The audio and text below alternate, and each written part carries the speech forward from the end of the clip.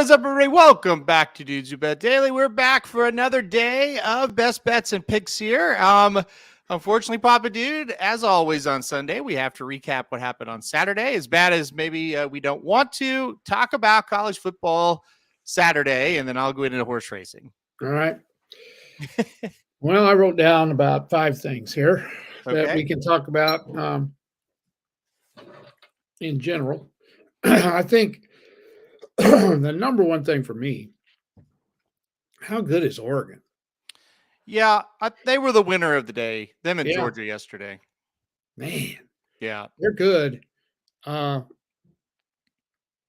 as well tie in my 4th thing here. We're talking about Oregon. What has happened to Washington, and how in the hell did they beat Oregon? Yeah. I don't know. Because if you saw Washington the last 2 weeks, first of all, their offense was absolutely pathetic 2 weeks ago. And yesterday, they couldn't stop Stanford. And Stanford's not very good. So how did they beat Oregon? That's college football. That's the way it is. Texas is probably saying, how in the world did Oklahoma beat us? It's just the way it is. Yeah. And, man, I am shocked at Washington and how I thought they were going to take off. And, I don't know now. They've got some issues at Washington.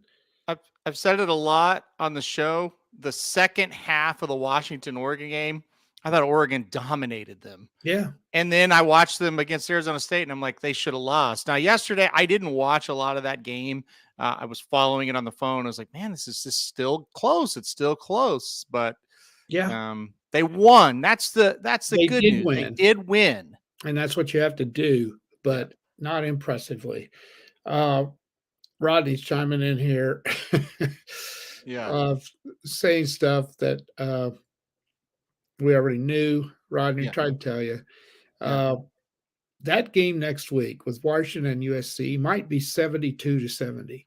Yeah. It very likely could be. It will be an interesting game to watch because I don't think either team can stop the other one. I don't. And I think it's going to be wild. I give USC half a chance because of the way Oregon's playing. Yeah. Not Oregon, Washington. Maybe Washington will bounce back. I don't know. But, man, that's just fascinating to me how they have struggled in the last 2 weeks. Yep. And you can say one of them's a hiccup because they were coming off the Oregon game, but you got to go into Stanford and win more than that. Yep. No, Rodney, I know you're getting your ass whipped. I've seen his teams get his ass whipped. This is not new. This is the way it is. Caleb is not playing well because Caleb has no help, and it's that simple. Mm-hmm. It is. And they should have lost. Cal gave that game to them. But Lincoln Riley has a rabbit foot in his pocket. He is the luckiest guy I've ever seen. You may not agree with me, Rodney. We won games like this at Oklahoma for 3 years under him. This is nothing new. No. Look, you want to get into USC.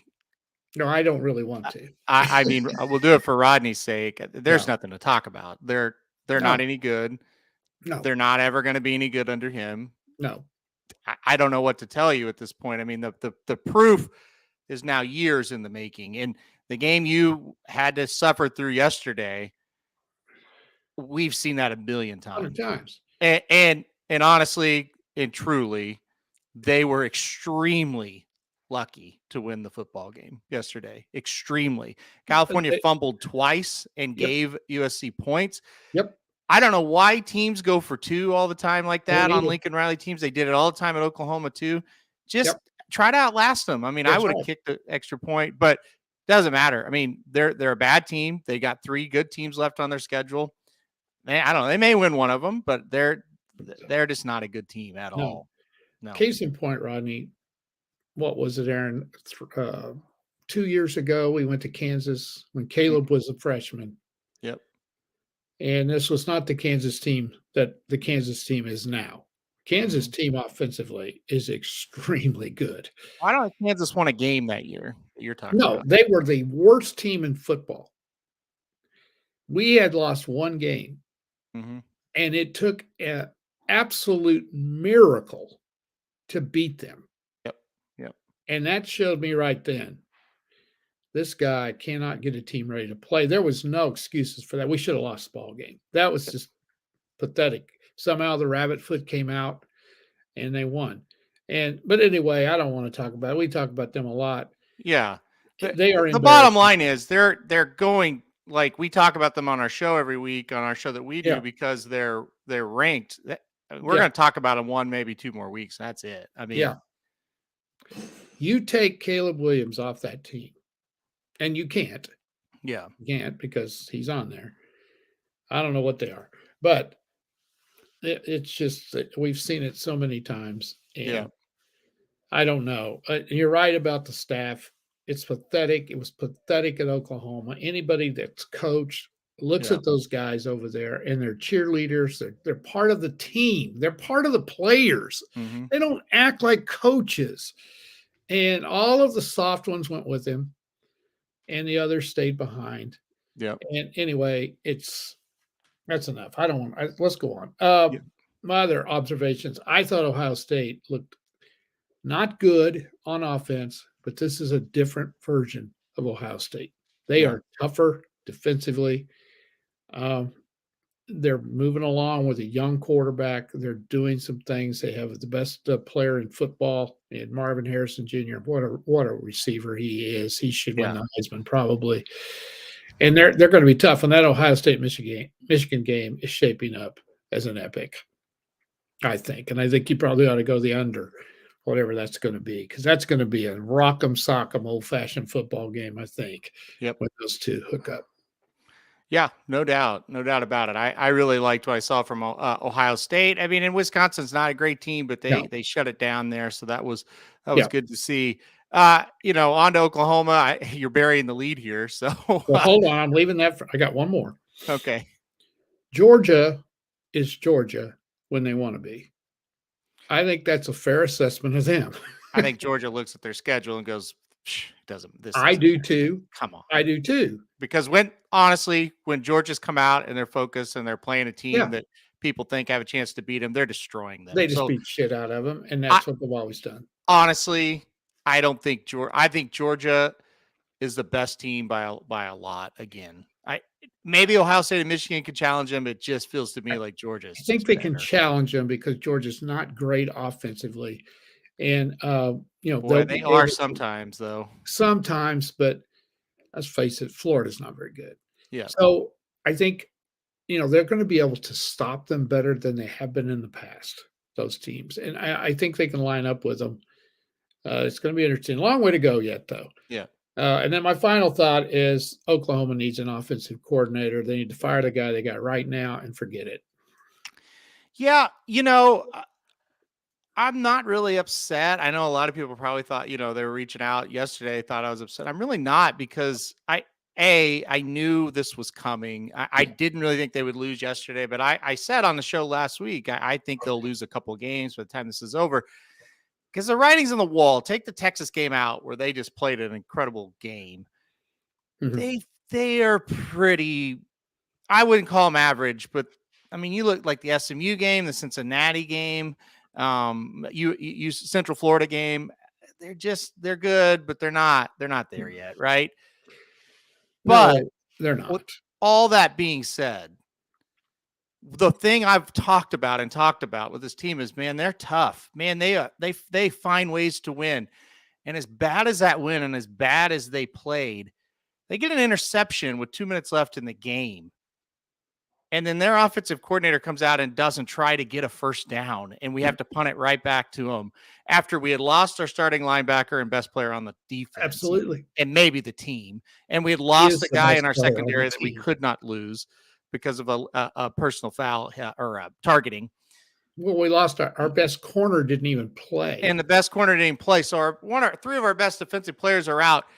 The defense was far from perfect, but I thought they were scrappy as hell. Like, they made enough plays You get that interception, and I'm sitting on the couch going, again, I can't believe we're going to get away with this. We are going to be one of the worst as far as just a overall talent standpoint, 8-0 team ever. And we have our 4th-string running back in. That's another story because all our running backs got hurt. And he just runs it up the middle 3 straight times, and we punt it right back to him. I couldn't believe that. Didn't get hurt. Huh? Sawchuk didn't get hurt. Well, something's up with him. I don't know why he wasn't playing, but it doesn't matter. You tell me. It really doesn't matter who was in the game at running back. To run it up the middle 3 straight times and just give it back to him when everybody – I turned to Heather. I said, this is – when they ran it on 2nd down right up the middle, I said, this is insanity. Like, it is. They are losing, and you got to know that. You got to have that feeling as, hey, our defense is beat up. They made enough plays to – cover our dumbass offense all game. They were a joke. The play calling was a joke. And the offensive players played like shit too. Let's not blame it all on the coach, but you still are right there with a chance. And you've got the quarterback and Dylan Gabriel, for all of his flaws, you got to let him go win the game for you in that situation. I mean, it was just horrible. So I'm not that upset because God, they still almost found a way to win that game despite everything that happened to them, and the coach let them down. I thought that was just ridiculous. And listen, if you try to throw the ball there and you don't get it, it's whatever. I get it. Like, oh, now they have a timeout. It's a 1-point game. It was 33-32. There ain't no difference between one timeout and none. No, not when it's a 1-point game. Now, if it's a 3-point game, then I get it. But it's 1 point. You're not going to stop them from getting a field goal chance, So anyway. Well, there were over 2 minutes left. So there's no difference between a 1 timeout and 0. No. There's none. When you have that much time with an offense that is as dynamic as theirs is. Yeah. Their offense is good. It's not, their quarterback isn't great. Other than that, that's all true, but our defense was a shell of it. So it was beat up. Yes. We were missing players. We had true freshmen out there. You're right. And they had made a couple of stops. Like on a drive before, a true freshman corner broke up a big 3rd down pass. Right. And it's like, yeah, they're also getting beat some, but it's like they're making enough plays to win the game. And then you don't try to go for, that was just and you had the ball on the Kansas, 35 yards. That's the other thing. It wasn't on their 20-yard line. It was on Kansas's 41. Yeah. With all the momentum in the world. And to run the 3 plays they ran. You've got a great possession receiver in Drake Stoops. Why? How many first downs does he make in that situation? Well, that's just it. On the 3rd down play, I just kept thinking, well, they'll go to Stoops and he'll either get it or he won't. But that's what they're going to do. You have to. With that. And look, you can get into this. A guy that's my size, actually, a guy that's smaller than me is our best wide receiver. So, honestly, their best running back's a walk-on. Their best wide receiver is a former walk-on. That's right. So, it is what it is, right? Yeah, and that's the deficiencies of the team. They don't have those guys that can have super play calling, though. Well, exactly. They don't have it. And I remember when Lincoln Riley coached the first year he was there up at Kansas State, it was the same situation, trying to run out the clock. They got a 3rd down and 11. They tried to run the ball right up the middle. And Rodney Anderson, who was an incredible running back, broke it 40 yards for a touchdown. Yeah. And so it covered it up and nobody thought about it. But in this situation, we don't have those guys. That rabbit foot's out. No, we don't have those players right now. I know, but we'd have lost that game if he doesn't break that. I know what you're trying to say. Great players made that play. Yep. And we just have good. I don't want to sit here and say we're not talented. We are, but they're just they're all just kind of solid, know. Yeah. There's no game breaker. But anyway, look, it was going to happen. I really honestly and truly thought next week was the game they were going to lose, and they may still lose that one too, but they're going to lose that one. Yeah. All right, let's get to horse racing real quick because there is a lot going on. Mage is out of the Breeders' Cup. No, not surprised at all. Spiked a fever. So that's to me, that's good news, because the bad news of yesterday is Go Rocket Ride breaks a leg in a workout. Magic was there live reporting on it. If you want some reports on that, you can go, I guess, to our Twitter page, YouTube page, stuff like that. So, he survived. He's having surgery, I believe, this morning. The prognosis doesn't sound great from what I've read, but I mean, we'll see what happens. So Go Rocket Ride out and Mage out. Sabra Tough also out of the Breeders' Cup as well. Heard that this morning. Haven't heard a reason why. Just that's what the Magic told me this morning. So, I mean, this is normal stuff. Clapton definitely going to be in the Classic now. Skippy Longstocking, and Dreamlike have first preference to the Dirt Mile. So I think Miss the Cut will get in now. I'm not 100% sure on that. But the draw is tomorrow. It'll be at 6:30 Central Time PM tomorrow. We will be live for it. So we'll see what happens. We'll see who actually gets into the fields tomorrow. So that's kind of the news. Paddington, also the other one, he's not coming either. So some big news there on the front. So hopefully Go Rocket Ride, recovers. We'll see what happens there. Yeah. It's been tough again leading up to this thing. Echo Zulu and Go Rocket Ride out. Yeah. It's just one of those things. That's what horse racing is. I don't think anyone's to blame in this. I really don't.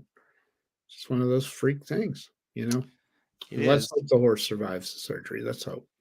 Or is able to recover, I should say. With Go Rocket Ride, I think there's going to be some backlash, because it was quoted in DRF that he had sore feet, and then the workout got delayed. Then they worked him. Yeah, but I don't know. But like I said, with Mage, the news is a lot lighter. Just he spiked a fever, which he could have spiked a fever, and it could mean he's just not doing very well. Bottom line, they ain't any worth a shit anyway. Not really. No. Not in that race. No.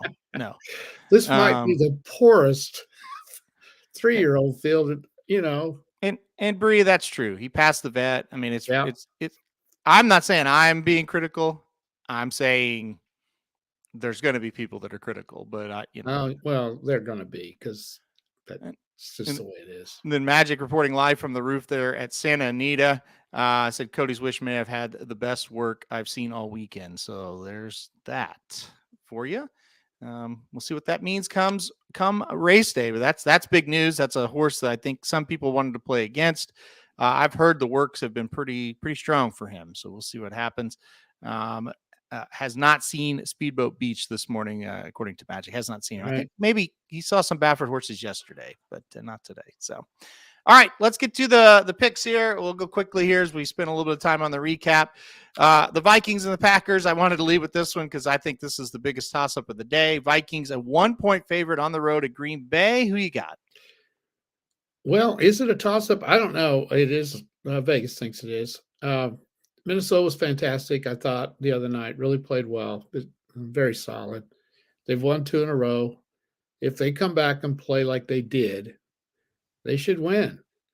But do they have a Green Bay stigma? But I don't think teams have a Green Bay stigma this year. This is not a Green Bay team like usually is when you go to Green Bay. I like the Vikings to win.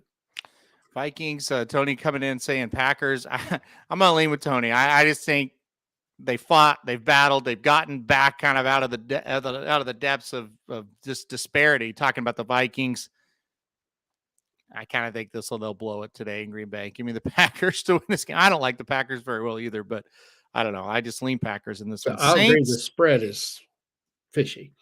Yeah, very fishy. Saints are 2-point favorite on the road at Indianapolis today. Total at 44. What do you got in this one? Oh, God. Why did you put that one up? I put the 3 worst ones on there for trying to pick them. Yeah. I have no idea. On the website, I picked the Saints.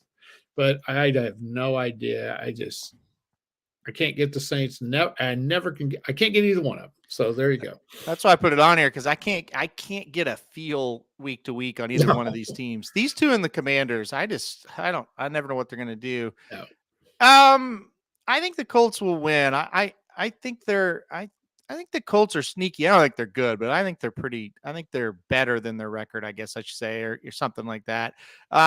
Give me the Colts here. I think they're going to get it done as a home dog. All right, last one, another home dog. Jaguars 2-point favorites on the road against the Steelers. I'll throw in the Steelers as another team I cannot get right. Total at 41. Who you got? Well, I really like Jacksonville in this game. If they weren't playing the Steelers, Pittsburgh, we've talked about them on our show a million times. 4-2, and they got to be either the luckiest or the worst or something 4-2 team there is. But they're pesky and they're so hard to beat, and they're at home. But Jacksonville's better. Yeah. They're better than they are, but so is Baltimore. Yeah. And they beat them. I know. They beat the Rams in LA last week. I didn't think they would. Now they got the benefit of a call. You're They're right. in the game that they yes, they got lucky, but still they were right there with a chance. I know. You'd rather be lucky than good any day. Do you realize if they win this game, they're going to be 5-2? I know. Yep. But I'm going Jacksonville. I my eyes just tell me they're better, but we'll see. We've seen Jacksonville play some bad games, so that worries me a play little good bit. Too. No, for sure. Yeah, I'm gonna take the Steelers to win today. I'm gonna take them. I'm taking all the home dogs here in this situation. It'll be interesting to see this game. I don't think this is going to be a pretty game, but I think it'll be a good game. Are any NFL games pretty? No, not many. Speaking of that, if you want to watch a snow game, I don't know if the forecast still calls for it, but last I saw, it could snow a lot today. Did you see any of the Colorado State Air Force? Yes. It was snowing like crazy. Yep. And that's about an hour away from Denver. And I don't know, it may have quit by now. But they were supposed to get 6 to 14 inches, I think, today in Denver. Yes. I was going to check that. I forgot. I'll check it while we talk here, but I don't know the latest. But that is, as of yesterday, that was supposed to be a snow game. That's an afternoon game as well. So if you like to watch, I like to watch games like that. So I love it. Yeah, definitely would be kind of cool. That's a 3:30 game, isn't it? Yeah, 3:30 for us here, and like I said, at Denver. Denver, I think it's been 100 years since they beat the Chiefs. Maybe today's the day if it snows. Well, the thing about that, unless it's a blizzard while the game's going on, that field will be cleared because they have all kinds of equipment out there. Yeah, for sure. I'm just saying it's fun to watch. Yeah, there's no doubt. I love it when it's like that's football. Yeah. And all right, so about these dome stadiums, I hate them for football. I hate them. Yeah, for sure. I'm with you. It's supposed to be played outside. So right now, okay. Unfortunately, it's not going to snow during the game. Oh, shoot. It is snowing right now. In the past 24 hours, they've had 8 inches of snow. Looks like going to get another inch or so before the game. So snow is supposed to stop at 1:00. So there you go. Shoot. Darn. All right. Let's go to Belmont at the Big A. Race 9 today on the card. Big New York showcase day. So usually these are a lot of fun. 2 scratches here. So it'll be a field of 7 now. I didn't know the scratches before we put this on, or we may have tried a different one, but let's get into it. Who do you like here at Belmont at the Big A? Well, heck, I lost my daggone paper here. All right. Well, I narrowed it down to 3. Okay. I like the 2, Today's Flavor. I like the 8, New York Traffic, and the 9, Rodney. You're going to have to help me a little bit with Rodney here. He was really good last year. Yeah. Not so good this year. He was off for a whole year, so I'm assuming he had some sort of an injury. Mm-hmm. But they've come back and only ran him in allowance races. I think he's ran in 5. He's only won 2. So, I mean, you want to take a chance on this horse. Very good a year ago. Obviously had some issues. Hasn't come back and run bad, but hasn't been great. And they've ran him in 5 straight allowances. And now they move him up in a New York bred stakes. So, definitely has a shot. And then you go to the 2, Today's Flavor, who has won 2 in a row. So obviously he's in great form. won a grade 3 stakes last time out. So to me, on paper, he's better than the other one. And then you got New York Traffic, who was very good last year. Obviously got hurt. Something happened. Went a whole year, but came back in a prep and an allowance and won, which I think is extremely impressive after you've been off that long. He's got IRAD on board. He's 2-1. Today's flavor is 7-2. I'm torn between those two. I think they might go out and tire each other out, perhaps. I don't know, but I'm very impressed with him coming back and winning that allowance. I'm going to go with New York Traffic to win the 8. Yeah, I thought New York Traffic looked very sharp. He really he faded a little bit towards the end of last year, and like I said, had the long layoff. Saffy Joseph horse is running very good right now, so I think New York Traffic in with a big shot. I think Rodney might wake up a little bit today. I'm going to give him one last chance. I like where he's drawn on the outside. I think he'll kind of get the stocking trip and just sit. I'm with you. I think the 2, the 5, the 8, they all might go out there, and it could cause a little bit of trouble for those horses up front. So I went number 9, Rodney. I'm going to give him one more shot here. The race 3 back will win this race, but he just hasn't been good the last couple of races. Put him in a stakes race. I think it's a good sign. I think Maker feels like he's ready to run a decent race today. So I went number 9, Rodney on top. I do like the 8. I do like the 2 as well. So I can't really argue any of those. I thought Ocean's Reserve, the 4 horse, if you want a little bit of a long shot, longest shot on the board as far as morning line odds. I don't think he deserves that. I think he could get up and at least hit the board here. This horse has hit the board in a couple of allowance races here leading up to this one. So I think the 4 Oceans Reserve, that's kind of the long shot to look at today as well, as we go through what should be a fun card here at Belmont. Like I said, all New York breds today. So, all right. Well, I've got good news. I've got bad news. What do you want first? Well, we always got to get the bad news first. Well, okay. The bad news is Magic's best bet. He did write in a best bet today. He scratched. Oh, shoot. But the good news is that means Magic can't miss today. So, yeah. So I'll talk about this race for a second, though, because Magic wrote in a best bet today from the roof there at Santa Anita. In the street since today, he really liked the number 1 Generous Tipper. This was a horse that was 3rd in the Breeders' Futurity last time out. And unfortunately, yes, he did scratch out of the race. We do have 3 scratches out. So the 2, the 3, the 4, the 6, and the 8 are now the only runners in here. So a field of 5 now for the Street Sense Grade 3 event. I'm guessing favoritism will go to the number 4 Moonlight, who won at Belmont at the Big A last time out in a maiden special weight for Todd Pletcher. I think Northern Flame becomes very interesting. The 3 horse now with Generous Tipper out. If you like Generous Tipper, Northern Flame was just a neck behind him in that spot at the Breeders' Futurity last time out. He got 4th. So kind of disappointing, but I think Northern Flame and Moonlight now very interesting there. All right, Papa Dude, you hit a 9-team parlay yesterday. Absolutely. And only 2 of them were iffy. No, there were 3. What was the other one?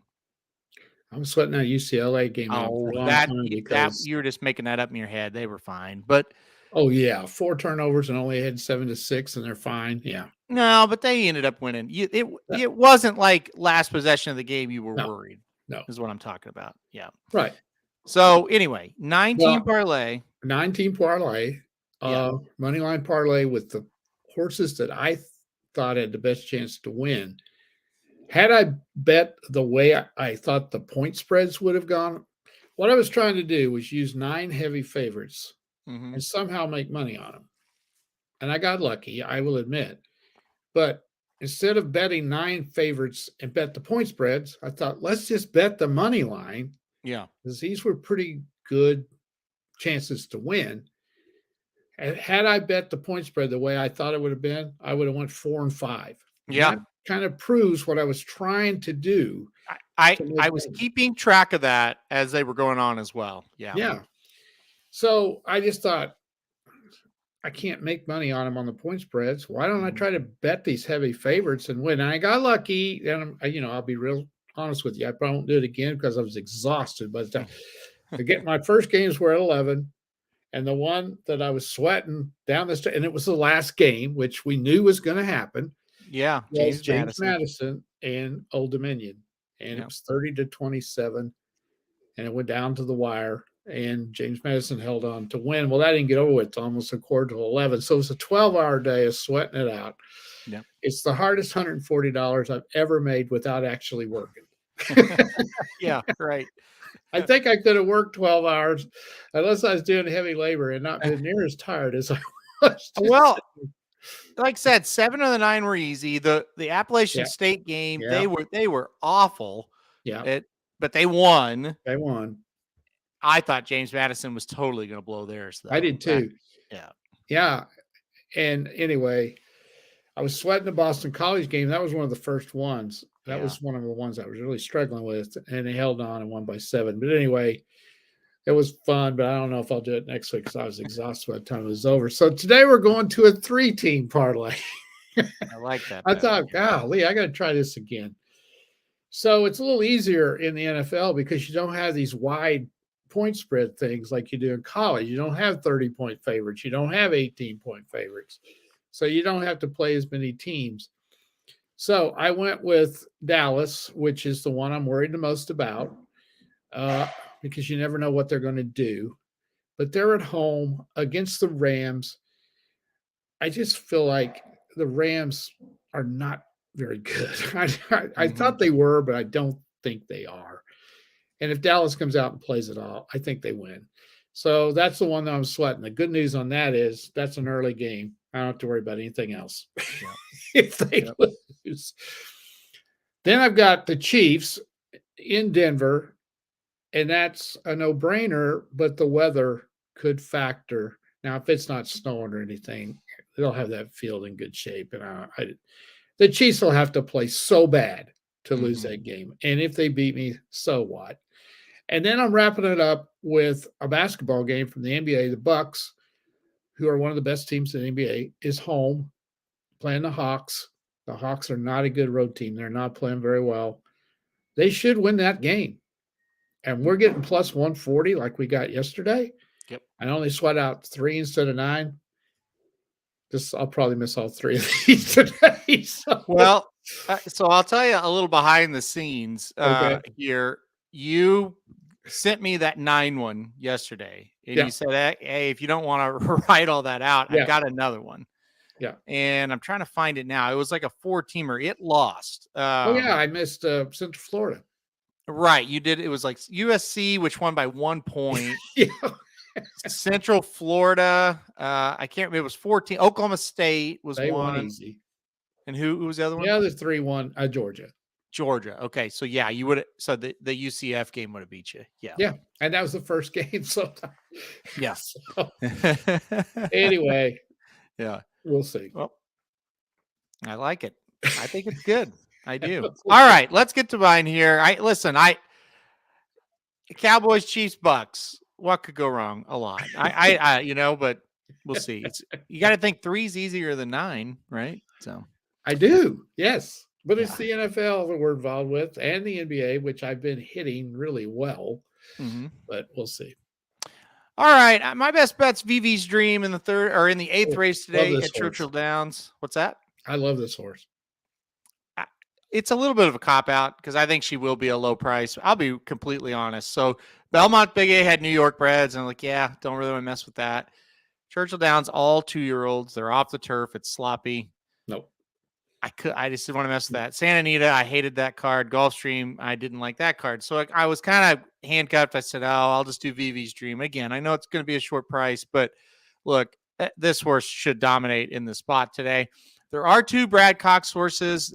Flavian Pratt's riding one. You got Luis Saez on another horse. Maybe they take a little bit of money and keep this price where it's not completely awful. But to me, she's a free square. I think she just dominates. So Churchill Downs race 8, number 3, VV's Dream for me. All right. I'll put it up on the screen now. Here are the picks. I'm going VV's Dream there at Churchill Downs in the 8th race. Think she'll be really, really tough to beat. Like I said, I feel sorry for Magic. He was pretty excited about this. One generous tipper at 7-2. This horse did scratch. So Magic, no bet here. And you're going to go Cowboys, Chiefs, Bucks, parlay plus 140. All right. Any final thoughts before we get off here? Yeah, I think we ought to go ahead and give Magic a victory. We can do that if you'd like. Yes. We'll just say he won. Whoever wins that race, he won it, right? Yeah. Poor Magic working up. Magic's working hard, though. He's still working up on the desk there, or on the roof there at Santa Anita. So check out the YouTube page for everything going on there with Magic. As far as this show is concerned, no show next week, obviously with the Breeders' Cup going on and travel and the Breeders' Cup in general. No Dudes Who Bet Daily. There will be a Dudes Who Bet Sports. We'll do ours on Wednesday of next week, not Thursday, because I'll be traveling on Thursday. So that's what's going on with these two kind of shows. Everything else should be pretty much normal. Blinkers off, Magic Mike.